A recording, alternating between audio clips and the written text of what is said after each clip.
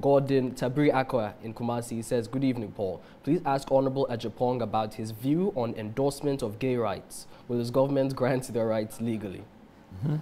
Good question. That's a good one. Yeah, gay rights. We have 5 more minutes. Well, I'm very conservative, so although I respect people's rights, I'm not going to advocate for that kind of behavior. You understand? I think that we should not criminalize it, but we should not advocate it. It should not be in our faces. Yeah, but so what's then the decision? If we should not criminalize it, it shouldn't be in our face. Which is which?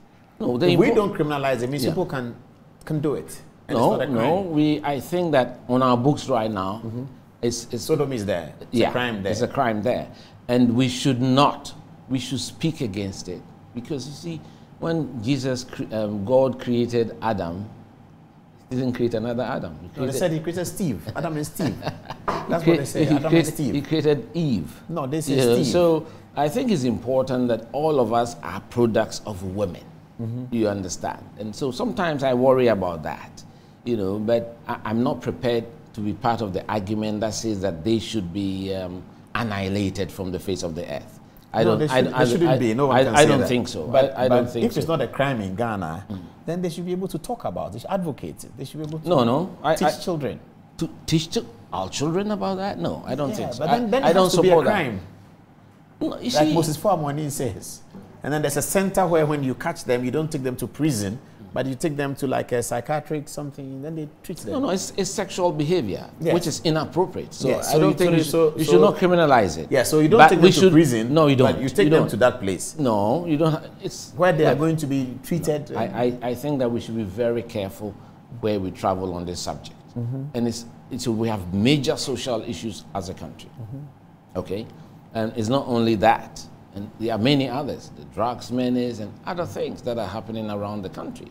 And of course, with social media and the explosion of the world now, it's a connected place, it is incumbent on us as leaders of our country to advise and lead by example and set the right examples for our youth.